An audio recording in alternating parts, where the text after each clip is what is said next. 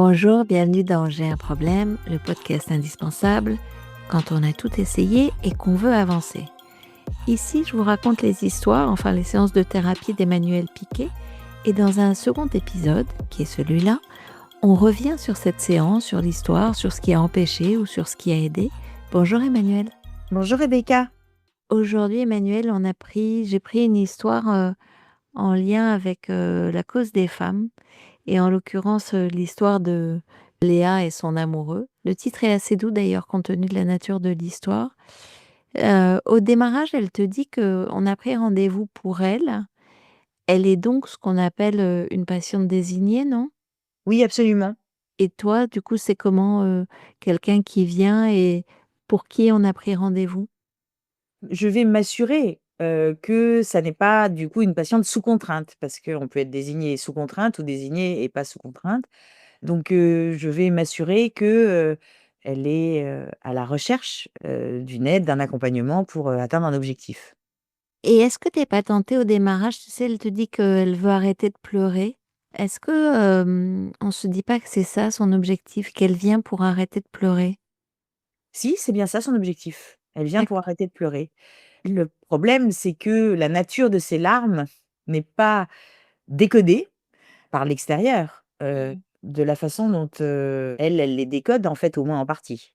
Mmh. En fait, sont ses premiers mots, donc c'est ce qu'on appelle le but conscient, on est d'accord? Ça dépend, ça peut être un but conscient, en l'occurrence, je pense que c'est plutôt un objectif. OK. C'est quoi la différence? Le but conscient, c'est vraiment quelque chose qui vient saisir l'individu en permanence, tout le temps et qui met en place des actions, qui vont toujours dans ce sens-là avec, finalement, plutôt le monde qui lui renvoie que non, ça va pas arriver en fait, hein, ce qu'il se fixe comme objectif et il continue et il persévère et toute sa vie est consacrée à ça. Donc, ça concerne à peu près, je dirais dans notre échantillon, allez 20-30 des patients, pas plus. Mmh. J'ai imaginé que tu étais sur un sujet où ta fibre, naturelle, ton côté un peu féministe, devait se chamailler en termes de, posture non normative. Et ça se sent pas du tout. Pourquoi dans Palo Alto, la normativité est un concept essentiel? En fait, qu'est-ce que ça permet? Qu'est-ce que ça évite? Alors ça permet, le non-jugement qui est absolument fondamental dans une approche thérapeutique. À partir du moment où, le patient sent un jugement même implicite, de la part de son thérapeute, par définition, il ne lui confiera pas son destin psychique. Donc, déjà ça sert à ça la non-normativité et ici au fond, hem, je sais trop parce que je le vis, en séance depuis longtemps, je sais trop à quel point, dans un certain nombre de violences conjugales, le fait, à la fois complètement rationnel et logique et en effet, dans le fond, enfin en tout cas, dans l'intention profondément, bienveillant, enfin et qui se veut protecteur, des femmes victimes de violences, je sais à quel point, heu, cette volonté donc de vouloir leur faire quitter leur conjoint à tout prix, de vouloir leur faire, prendre conscience de à quel point, leur, conjoint est une ordure finie, je sais à quel point c'est absolument, aggravant, en fait. Tu en as beaucoup des femmes, qui viennent pour des violences conjugales? J'en ai pas mal et ce qui m'inquiète, c'est quand je vois des très jeunes filles. Parce qu'il y a des très jeunes filles qui sont, aujourd'hui, victimes de violences conjugales. Mmh. Et tu as des issues positives, avec Palo Alto sur ce genre de sujet? En fait, nous, sur les dernières études qu'on a pu faire, quel que soit le motif, le taux de changement de niveau 2, c'est-à-dire le taux de situation où la souffrance s'apaise de moitié, ou plus, est, assez équivalent quelle que soit la problématique, pour laquelle on est consulté. C'est assez original parce que j'imagine que, c'est quand même pas le 1er truc auquel on pense, faire une thérapie en mode Palo Alto, pour des violences conjugales. Alors, en fait, ça c'est très intéressant, c'est-à-dire qu'il y a un grand nombre, de victimes de violences, conjugales qui ne consultent pas. Pas du tout. Ça ne leur vient absolument pas, à l'esprit et souvent, en fait, ce que je constate moi, c'est que, ce sont des femmes qui ont comme vision du monde, une vision du monde qui est la même que celle de leur conjoint et qui est qu'une femme doit se soumettre à son compagnon. Mmh. Une vision du monde partagée qui crée une forme de cohésion au sein du couple, et un espèce de lubrifiant, si je puis m'exprimer ainsi, du cercle vicieux dans lequel, sont engagés, l'un et l'autre. Et donc comme tout ça est logique et comme tout ça au fond, crée un équilibre absolument générateur de mille souffrances, mais qui est un peu validé, hein, d'une façon générale, à la fois intériorisée et puis à la fois, externe d'une certaine manière. Eh bien, elles n'ont même pas elles font partie de ces patients, qui se disent: «Je suis dans une impasse» et qui n'ont pas même pas conscience qu'elles peuvent faire demi-tour. Mmh. Et au fond, elles viennent consulter et c'est pour ça que j'arrive à avoir cette observation, clinique-là, c'est qu'elles viennent consulter, lorsque il y a violence sur, un enfant. Mmh. Là, le fait qu'un tiers, qu'elles aiment, infiniment et dont elles ont cru qu'il allait modifier le comportement de leur conjoint lorsque cet enfant est attaqué par le conjoint, là, ça donne un motif, de consultation parce que dans leur vision du monde, pour certaines d'entre elles en tout cas, une femme doit se soumettre à son compagnon, sauf quand il devient violent avec les enfants. Mmh. C'est les limites un peu, c'est le cadre. Mais ça veut dire que, du coup, c'est comme si on pouvait j'entends bien ce que tu dis, c'est les modèles du monde qu'on a qui pourraient dire que l'homme a une forme d'ascendant, et c'était quand même, des éducations, courantes, enfin, il y a quelques années, même si aujourd'hui ça paraît un peu incongru, Mmh. et que c'est pour ça, en fait, que ça ne se questionne pas et que le Rubicon, c'est vraiment, le tiers, l'enfant ou l'animal, enfin, peu importe, c'est ça? Oui. OK. Moi, en fait, quand je l'ai lu, je me disais: «Mais en fait, c'est pas seulement qu'il l'abat, en fait». Pas, pardon parce que tu vois, je viens de te parler des modèles du monde, mais il l'abat pas simplement, il est vraiment cruel, il la torture et quand il rentre et quand il pleure, est-ce que toi, tu n'es pas tenté de lui dire qu'il est malade et qu'il doit se faire soigner? Oui, sauf que c'est pas du tout son problème en fait. Son problème, c'est qu'elle va arrêter de pleurer. Donc, moi, je suis pas tellement tentée de commenter ce qui ne va pas m'aider à rendre répulsif les tentatives de régulation, parce que je suis un peu obsessionnelle moi-même. C'est ça que tu pourrais te dire à juste titre. Mais dire ça ne m'aidera pas, au fond, à bloquer, ces tentatives de régulation. Sauf à ce qu'elle intègre qu'il est malade, je fantasme, hein, peut-être, mais sauf que si tu l'étiquettes comme, malade, potentiellement, elle choisit ou elle choisit pas de rester avec un malade. Oui, sauf que je ne crois pas trop à ça parce qu'elle considère déjà qu'il est un peu malade à cause de la très, très dure enfance qu'il a eue, qui est quand même quelque chose qui revient, très souvent, hein. Donc malade ou carencé, d'un point de vue affectif, au moment de son enfance, pour moi, c'est un peu la même chose et pour autant, c'est pas ça qui modifie la vision qu'elle a de lui. Mmh. Moi, j'avoue que je suis restée, surprise, enfin, voilà, que tu aies pensé au fait que la raison pour laquelle elle pleure, ce soit qu'il lui manque. Donc elle te dit qu'elle l'a dit, à personne et cetera. Tu as une intuition dès le début, quand elle te parle de ses larmes? Oui, parce que, comme, d'une certaine manière, elle me dit qu'elle n'arrête pas de pleurer depuis que ça s'est produit, c'est-à-dire, quelques mois auparavant, hein, quand même. Et que ça s'aggrave, en fait, d'une certaine manière. Comme si, au fond, elle était de plus en plus triste. Je me dis bien que ces larmes, elles sont liées à autre chose que ce qu'elle a vécu, puisque ce Mmh. qu'elle a vécu, s'éloigne, temporellement et que, elle est plutôt en sécurité vraisemblablement, désormais. Donc, c'est bien qu'il y a une raison de pleurer, qui est autre que ça. Est-ce qu'il y a quelque chose dans Palo Alto, qui dit ou qui pose un regard sur le fait qu'on soit capable de subir le pire? Je crois que le couple vraiment crée des seuils de tolérance, excessivement élevés par rapport à d'autres, problématiques et je pense qu'en effet, le fait d'être amoureux, le fait d'être, vraiment dans cette sensation de fusion avec quelqu'un, dont elles disent, par exemple, quand il est pas méchant, il est extrêmement gentil. Cette intensité-là, elle peut en effet, ben, faire tolérer le pire. Et alors du coup, est-ce que tu crois qu'il y a des profils, perdus pour la cause? Du genre, par exemple, si on pense à Léa, donc on va aller sur la suite de l'histoire, mais elle se sépare et elle se remet avec un autre bourreau. Non, je crois pas qu'il y ait de profil perdu pour la cause. Je crois en revanche qu'il y a des profils mal accompagnés, en fait, d'une certaine façon. Moi, ce que je vais faire avec, Léa, assez rapidement, puisque en dehors du fait qu'elle pleure tout le temps, son deuxième problème, c'est qu'elle a hyper peur et en effet de recraquer, parce qu'elle est très lucide là-dessus, en le voyant au tribunal, puisqu'elle est convoquée au tribunal. Moi, je lui dis: «OK, donc imaginons qu'en effet, il te reséduise, et qu'il dise qu'il a changé, qu'il a compris et cetera», hein, ce qui est quand même l'espoir souvent, quand on est amoureux d'un homme, violent.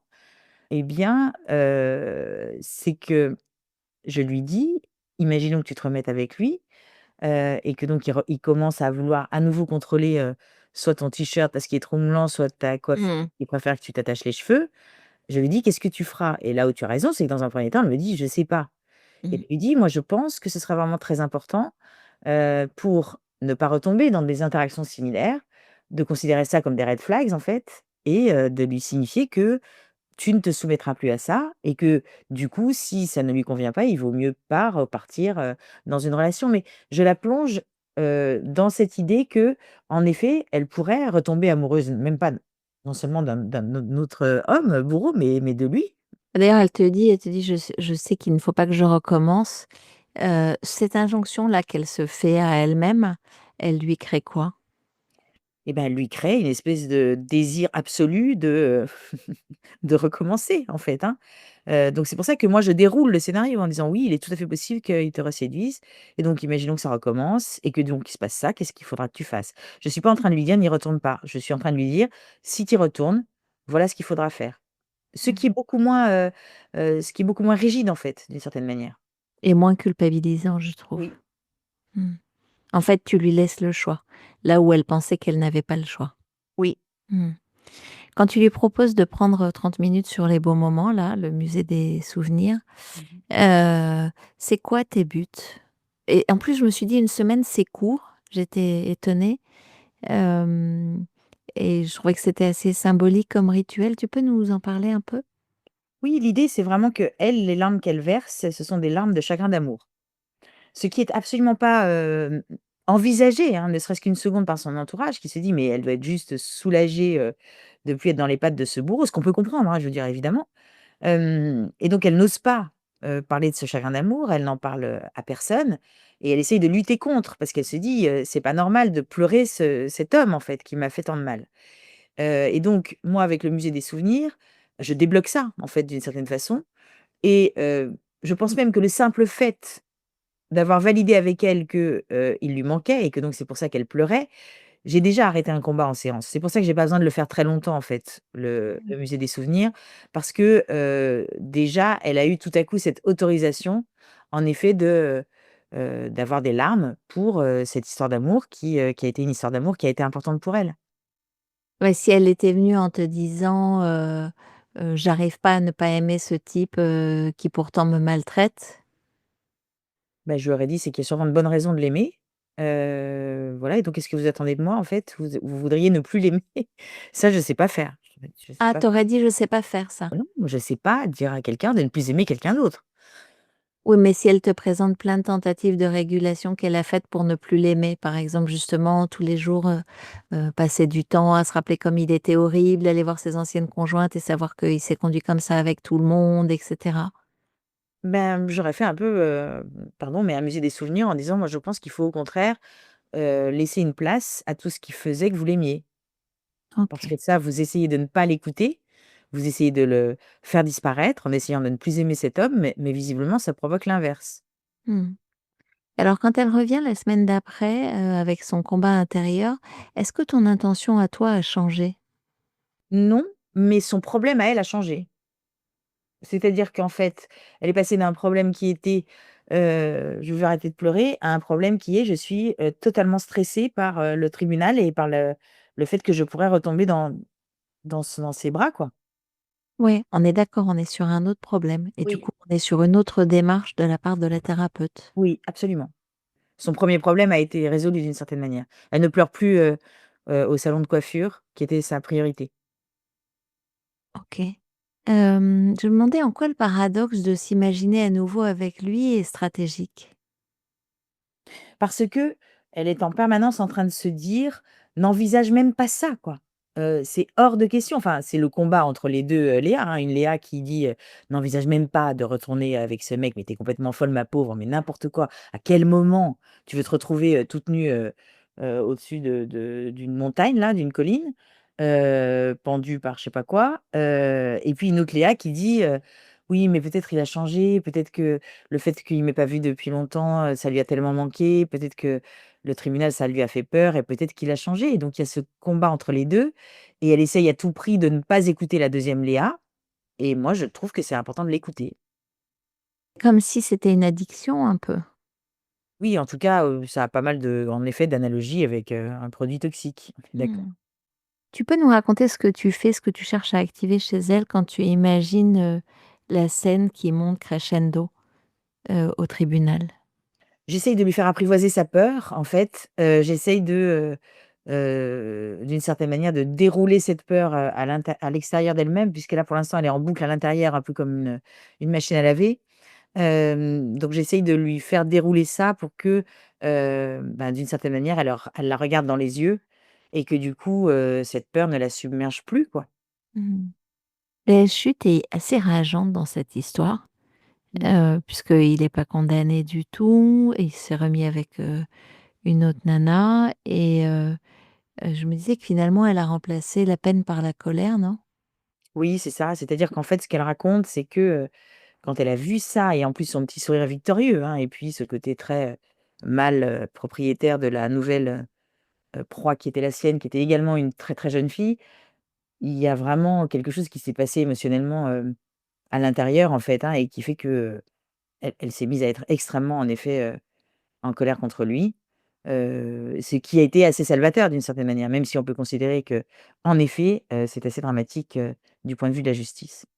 Est-ce que dans cette séance de thérapie donc de Léa, et de son issue, il y a des choses que je t'ai pas demandé autour de Palo Alto qui seraient intéressantes à poser? D'abord pour les femmes ou les hommes d'ailleurs, parce qu'on parle des femmes, mais j'imagine que ça arrive dans les 2 cas, qui vivent un peu des situations analytiques et en même temps pour, les thérapeutes. Oui, c'est beaucoup moins le cas, néanmoins, en termes de violence conjugale. Je crois que, je crois vraiment que par rapport aux très jeunes filles dont je parlais, parce que vraiment moi j'en reçois quand même et ça me bouleverse parce que je me dis que vraiment, si elles font pas les bons apprentissages à ce moment-là, ça peut en effet, créer quelque chose de tout à fait dramatique pour le restant de leurs jours. Je trouve vraiment que, à l'issue d'une thérapie sur ce sujet, de violence conjugale, je pense vraiment qu'il faut qu'elles repartent avec, ce qu'elles ne laisseront plus passer, mais de façon très concrète, en fait. En repartant du début du continuum, puisque la violence conjugale, comme toute, forme de violence, ou en tout cas souvent, c'est un continuum. C'est-à-dire que ça commence par, «Je ne veux pas que tu, mettes ce t-shirt parce que voilà» ou ensuite, c'est, «Je veux pas que tu te laisses les cheveux détachés, on l'a vu», «Je ne veux pas que tu vois telle personne parce que je trouve qu'elle a une mauvaise, influence sur toi». Puis ensuite, «Je ne veux plus que tu ailles sur les réseaux sociaux». Et puis Mmh. ensuite, en effet, je ne veux plus que tu penses autrement que ce que moi je pense, être bon. Et puis ensuite, je te tue. Hein, parce que c'est quand même ça la fin du continuum de la violence conjugale. La violence conjugale, le féminicide, lié à la fin du continuum de la violence, conjugale, c'est un crime de propriétaire. Mmh. C'est le crime de quelqu'un qui considérait qu'il était en effet propriétaire d'une autre personne.